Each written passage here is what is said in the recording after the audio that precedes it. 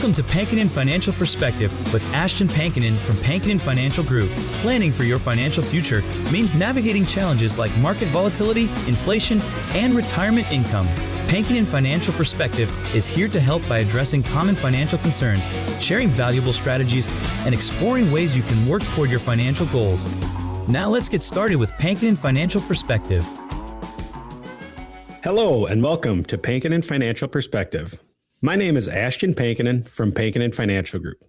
If you'd like more information about what you hear during our show today, give us a call at 952-873-2703 or visit us online at pankinenfinancial.com. That's PANKONIN financial.com. And while at my website, click on the radio page to check out past shows and to subscribe to our program on Apple Podcast, Spotify, or Amazon Music. Also, while at my page, click the link at the top to get the latest retirement guide. Whether you're working with 10,000, 100,000, or well over $1 million, there are habits that tend to show up again and again among people who retire comfortably and confidently. And those habits are available to just about anyone who's willing to be intentional. For this conversation, we're pulling insights from a recent Kiplinger article, The Smart Way to Retire, 13 Habits to Steal from the Wealthy, that outlines practical ideas and you can actually put into action no matter where you are on your retirement journey. These aren't get-rich-quick strategies. They're thoughtful, repeatable behaviors that can help you build toward a long, happy retirement over time. And since today is all about good kind of habits that actually stick, I'm joined by my co-host, Tony Shore, who's here to keep us focused on what's realistic, not just ideal. All right. You're right. I mean, there's a big difference between hearing a good idea and knowing how to fit it into everyday life. And hopefully I can help you bridge that gap for our listeners out there. But you really are good at educating folks and talking to them about this. So sure. I'm just along for the ride, really. I mean, let's be honest here. But I know you got to go on a little trip with your wife and spend some relaxing time. Took a couple of days. That went well? Yeah, it was great. Yeah, we made it down to Playa del Carmen, Mexico, and spent some time celebrating our 10-year anniversary. Nice. A little late, but yeah, we had planned a nice trip for that. And yeah. Did you use my dad's line? Did you say 10 years of marriage, 5 years of marital bliss? I didn't use that. Probably not a good idea. 5's pretty generous. No. Yeah. Oh, no. No, just teasing. Hopefully she's not listening. All right. You're going to hear about that. You're going to hear about that tonight, Ashton. Oh, man. Well, hey, I know you've been doing good. You're probably busy just getting back from the trip, right? Yeah, playing a little catch up from being gone. And we've been busy here at the office. Again, tax time's a busy time for us. And doing that tax planning and making sure everybody's going to be paying as little tax as possible. And whether that's for last year's taxes or just over the next 5-10 years. Yeah, it is a busy time, I know, and a lot of people want to take care of that and make sure they're planning ahead for next year. What's the first habit for a successful retirement you want to touch on today? Yeah, so let's start with that first habit. It's one that shows up almost universally among people who can retire comfortably, and that's to pay themselves first. And while that phrase gets used a lot, the idea is pretty simple. Before money gets spent on anything else, a portion of it is already set aside for savings or investing. It's treated like a priority, not an afterthought. And that's important. So instead of saving whatever happens to be left over, you're deciding up front what future you get then. Exactly, Tony. When people wait to see what's left at the end of the month, there's often not much there. Wealthy retirees tend to reverse that process. They decide in advance what percentage of their income is going to go toward their long-term goals. And then they build their lifestyle around what remains. So one of the key reasons this works so well is it's also automation. Right. And because once it's automated, it doesn't feel like a decision you have to keep making, right? It's out of sight, out of mind. You don't worry about it. Exactly. Automation takes the willpower out of the equation. For many people, that might mean automatically directing 10 to 20% of their income into that retirement account, like a 401k at work, or an IRA before the money ever hits their checking account. Because then again, once you get your paycheck, you see, hey, here's what I have left. Right. Here's what I can spend on those other things. And so what's interesting is the data consistently shows people who automate their savings end up with meaningful higher balances over time, not because they're doing anything fancy, but just because they're consistent. Paying yourself first helps to steadily build wealth month after month without having to think about it constantly. Yeah, and that makes it feel a lot more manageable because it's less about being perfect every month and more about just setting up a system that quietly does that heavy lifting for you. Exactly. And again, that monthly little bit of contribution can be a lot easier than all of a sudden a big lump sum that you have to try and write a check for at the end of the year too. Yeah, yikes. No one likes that. That's for sure. Yeah, that $500 a month is easier than writing that $600 or $6,000 check at the end of the year. So second habit wealthy retirees tend to share is they want to keep their money moving. They're intentional about making sure dollars are working for them instead of just sitting still. That doesn't mean everything has to be aggressively invested, but it does mean you want to be thoughtful about where your cash lives. Yeah, you have to think about these things. And it's not about taking big risks then. It's more about avoiding inertia, right? Yeah, precisely, Tony. A lot of people end up with money parked in low or no interest accounts simply because it feels safe or convenient. But wealthy retirees often look at idle cash as a missed opportunity. Instead, they'll consider options like investing in stocks or ETFs, or even using high yield savings accounts instead of just those traditional savings accounts. That's big as well. I think that it can be eye-opening, the difference compared to what most banks pay, correct? Yeah, it really can be, and a lot of those savings are getting 0 or 0.1, percent interest rate. And so the reason it matters is because of inflation. When cash sits in an account earning little or nothing, its purchasing power quietly erodes over time. So even with inflation sitting around mid 2% range currently, money isn't growing as effectively. It's actually moving back. It's effectively moving backwards in those savings account. So keeping cash in high interest options, even for short-term needs, helps preserve value. And in many cases, it allows some modest growth instead of shrinking. So the point isn't that every dollar has to be invested in the market. It's that every dollar should have a purpose, and the purpose should include keeping it from losing ground over time from inflation. And that really reframes it, not as doing something risky, but making sure your money isn't quietly falling behind while you're not paying attention. Yeah, that's correct, Tony. Let's go on to the third habit wealthy retirees tend to share is that they live below their means. And this one often surprises people because it runs counter to how we picture wealth. There's an assumption that having more money automatically leads to spending more on bigger homes and nicer cars. But that's not how many wealthy individuals actually think about money. Right.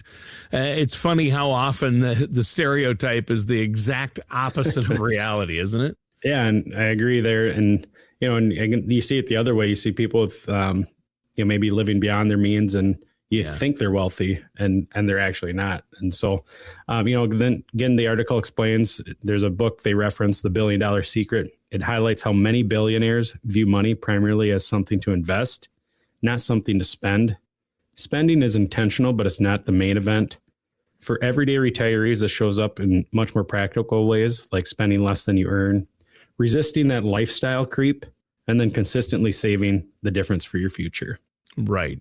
Yeah. And that's big. So even as income goes up, spending doesn't automatically rise right along with it. That lifestyle creep, right? For sure. That's a big thing. And, there's a reason that matters in retirement. Yeah. Research consistently shows that people who overspend early in retirement often find themselves under pressure later on. So according to some data reported by Kiplinger, retirees who struggle later often do so because spending was way too high in those early years. And in contrast, many financially secure retirees aim to live on roughly 70 to 80% of their income, allowing the rest to continue to support that long-term stability in their account. So again, living below your means isn't about deprivation. It's about creating a margin that gives you flexibility, confidence, and fewer tough choices down the road. That makes it feel less like cutting back and more like buying yourself some peace of mind right there, especially in those later years when flexibility is going to really matter. Exactly, Tony. Let's go on, keep moving on these habits. Go to the fourth habit now. Wealthy retirees tend to share is they work hard to ditch costly debt, specifically those high interest debt like carrying balances on credit cards, because they understand how damaging that kind of interest can be over time when you're paying 20, 30% interest. Yeah. It's really hard to keep up with that. And, your money isn't building your future. It's just quietly draining it. Yeah. Yeah. And that's tough. Credit card interest is one of those things that can get out of hand a lot faster than people realize, isn't it? Yeah, well said, Tony. Even with minimum payments when they're being made, high interest rates can keep people stuck in the cycle where balances just don't seem to move much at all. Again, wealthy retirees tend to be very intentional about avoiding that trap by paying balances in full whenever possible. What's concerning about it is how common that debt can become later in life. The article shares a survey conducted by Talk Research, found that a large majority of older Americans carry debt, and they may feel overwhelmed by it or worry they'll never fully pay it off. And that's probably not how most people picture retirement looking, is it? No, not at all. And that's why if debt is part of the picture, wealthy retirees tend to focus a strategy on paying it off rather than avoidance. And a common approach is prioritizing those higher interest balances first, like those credit cards. And then it's often called the debt avalanche method. So the most expensive debt gets eliminated as efficiently as possible. And then again, reducing that high interest debt doesn't just improve cash flow, it lowers that stress, increases flexibility, and frees up money that can be redirected towards savings, investing, or just simply enjoying retirement a little more fully. Yeah. Yeah. And once that interest pressure is gone, it's amazing how much lighter everything feels, both financially and emotionally. So that's really important. It is. That emotional stress from having that high credit card debt definitely is a thing. And to have it gone is a big relief. Huge. The fifth habit wealthy retirees tend to share is that they're intentional about building their financial tomorrow. They don't leave their retirement to chance. Instead, they create a clear roadmap by outlining savings goals, expected living expenses, and just how their investments are meant to support their goals over time. That plan becomes a reference point, not just something that lives in a drawer and gets forgotten. I've had clients that come in and meet with me and they say, yeah, Ashton, I'd love to retire early. And we all have that goal, but do you actually have a plan in place to hit that retirement goal? And so you want to realize that it is a commitment if you truly do want to do that. Part of the planning includes preparing for that unexpected. Things like emergency medical expenses or long-term care costs may not feel immediate, but they can have significant impact if they're not accounted for ahead of time. What's powerful is, again, consistency compounds over the years. The article spotlights research from the Employment Benefit Research Institution that shows that people who save consistently often end up with dramatically higher retirement balances than those who save sporadically, or their primary focus is on spending. So that's what's different about income. It's about disciplined habits and time doing that heavy lifting. So having a plan helps turn good intentions into repeatable actions. And again, these repeatable actions are what build confidence heading into retirement. Yeah. And to really get all that in place and make sure you have the plan that's right for you going into retirement, you need to work with a trusted financial services professional. So before we keep going with our conversation today, Ashton, let our listeners and viewers out there know how they can get a hold of you. Yeah. Best way is to reach out to our office. Give us a call at 952-873-2703. Again, that number is 952-873-2703, or visit us online at pankoninfinancial.com. That's PANKONIN financial.com. Scheduling a consultation only takes a few minutes, and we're always happy to help and work around your schedule. So what's next here? What's the next habit? Yeah, the sixth habit wealthy retirees tend to share is that they meet regularly with a financial advisor like myself. This isn't about handing over control or blindly following instructions. It's about having an ongoing relationship that helps you refine your strategy over time by adjusting investments, stress testing assumptions, or just identifying some potential blind spots before they turn into big problems. Exactly, because it's hard to see everything clearly when you're inside of your own financial picture, isn't it? Absolutely. Even very thoughtful, disciplined savers can miss things, whether that's the tax implications, risk exposure, or how different parts of a plan interact as retirement gets closer. So again, an advisor brings a second set of trained eyes and experience from working with many different retirement scenarios. Article adds that there's also data to support the value of that relationship.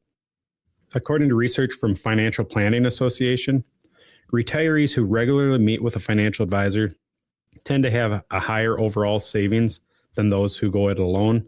I believe there was a number that I had seen a while back that someone who works with a financial advisor for 15 years usually has 7 times the net worth of someone who hasn't been working with an advisor. So the real balance or benefit isn't just higher balances. It's about clarity, accountability, and confidence that your plan is aligned with your goals, evolving as your life does. There you go. And that's huge. That ongoing check-in can be reassuring, knowing that somebody's going to be helping you stay on track instead of reacting when something catches you off guard, right? Yeah, exactly. Let's go on to the 7th habit of wealthy retirees. They stick to a budget.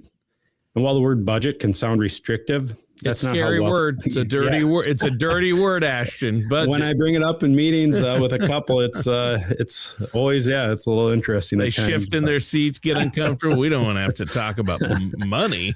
Yeah. But for wealthy retirees, it's not about restricting. It's about a spending plan. It's simply a way to make sure their money lasts and then continues to support the life they want to live. Ultimately, it's less about cutting everything back and more about being intentional. Yes. A budget helps control expenses and preserve savings over time, especially in retirement when income may be more predictable or fixed. Some people use the frameworks like 60-30-10 approach, which allocates funds about 60% towards needs, 30% towards wants, and then 10% towards savings or debt, and then adjust those percentages as they move into retirement. What really stands out is how wealthy retirees think about budgeting. They don't just track spending, they align it with their values. Meaning they're clear on what actually matters to them. Correct. Whether it's travel, giving back, or spending time and resources on family experiences, their budget reflects what brings them joy and meaning. And once essentials and saving goals are covered, many advisors encourage what's often called guilt-free spending. Again, that mindset allows retirees to enjoy their money without constantly second guessing, because it's important, that the other boxes are already checked.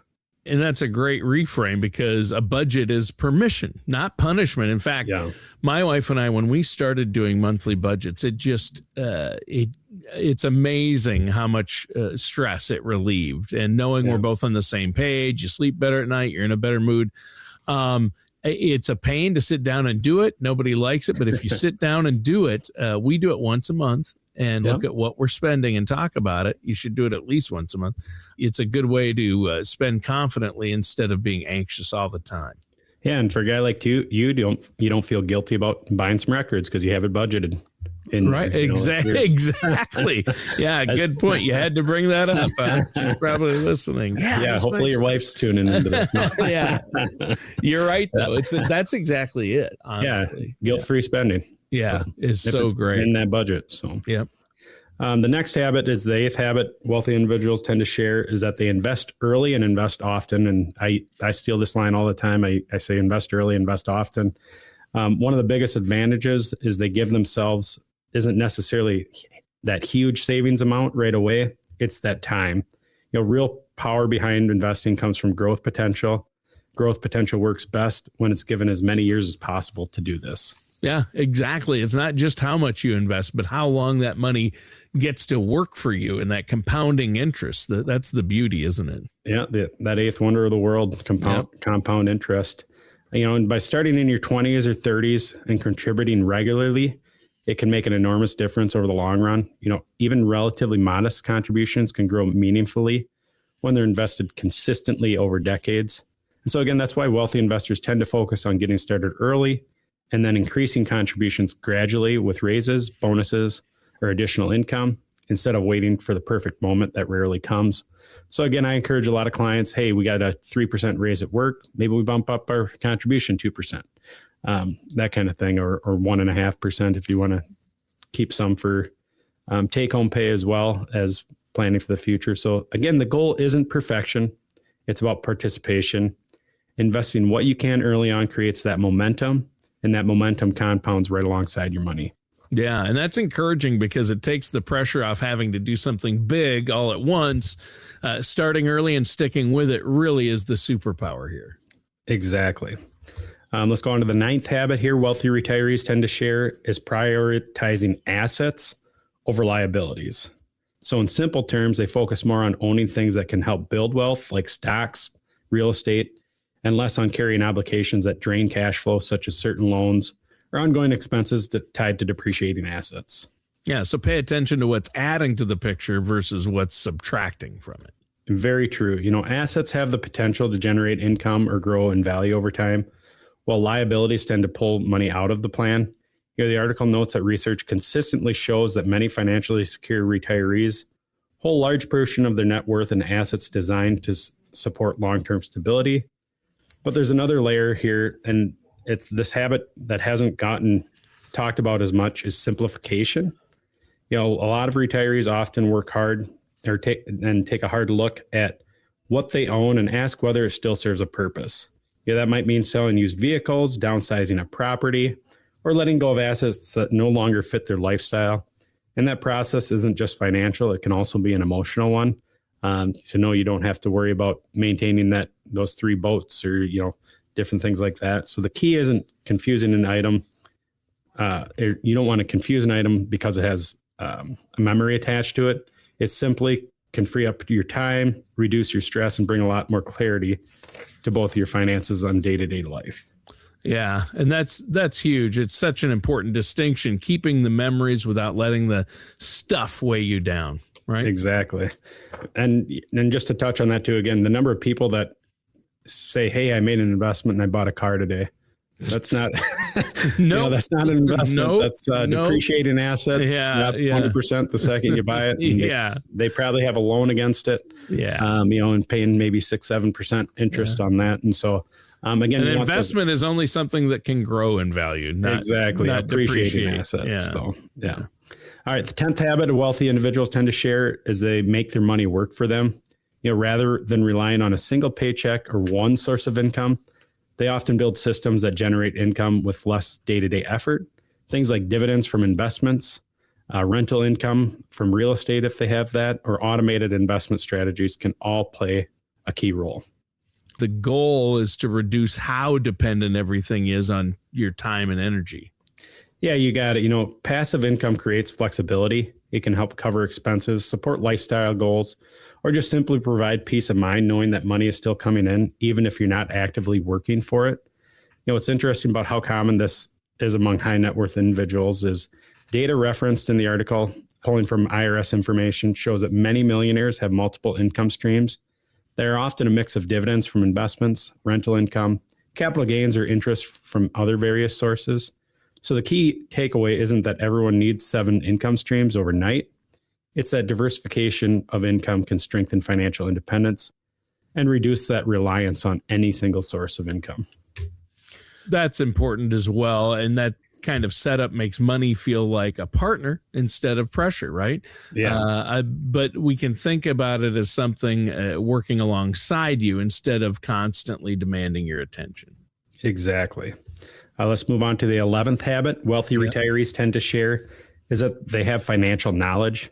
I always tell my clients, you don't have to understand this to the full extent that I do. But I want you to have a point and make a point of understanding some of the basics and how their investments work, how tax affect their strategy, and just how their retirement accounts are structured.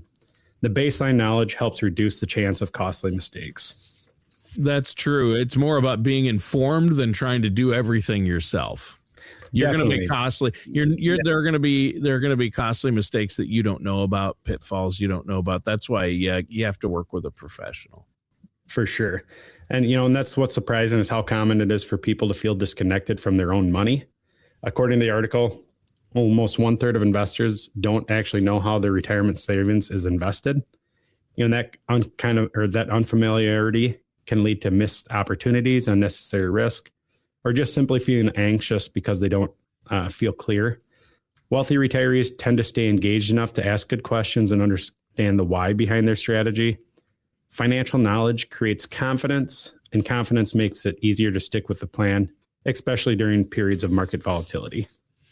Once you understand what's happening and why, I think then it's a lot easier to stay calm instead of second guessing everything. Exactly, Tony.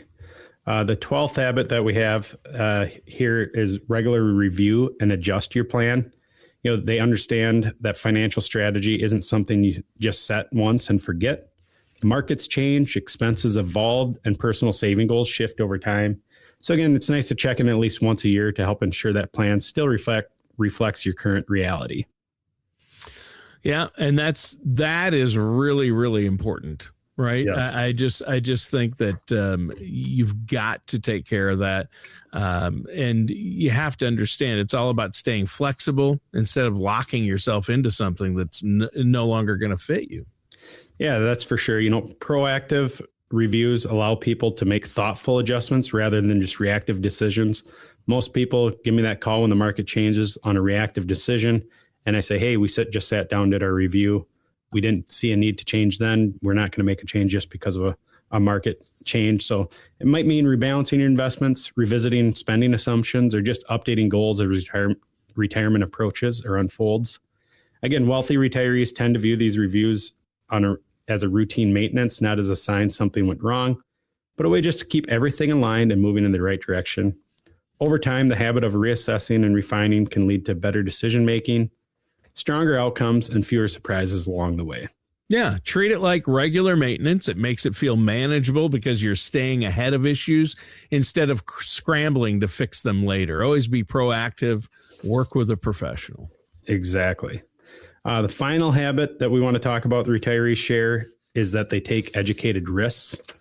So again, they don't avoid risk altogether because there is a risk to being too conservative, but they manage it carefully through diversification by spreading investments across areas like stocks, real estate, index funds, bonds, often with guidance aligned to their risk tolerance. So as retirement approaches, many simplify and reduce concentrated positions, especially large holdings of the single stock, to match income needs and reduce that volatility in the portfolio. Yeah. Well, hey, this has been a great conversation. We're out of time. Before we go, really quick, Ashton, let our listeners know how they can get a hold of you. Yeah, the best way is to give our office a call, 952-873-2703. Again, that number is 952-873-2703, or visit our website, pankoninfinancial.com. That's PANKONIN financial.com. Again, we're always here to help you protect your savings and feel confident about the road ahead. All right. Thank you so much, Ashton. And listeners, that does it for today's episode of the Pankonin Financial Perspective with our host, Ashton Pankonin. Thank you for joining us for Pankonin Financial Perspective. Don't head into retirement without a plan for both your finances and your health. For more information, contact Ashton Pankonin at Pankonin Financial Group at 952-873-2703 or visit pankoninfinancialgroup.com.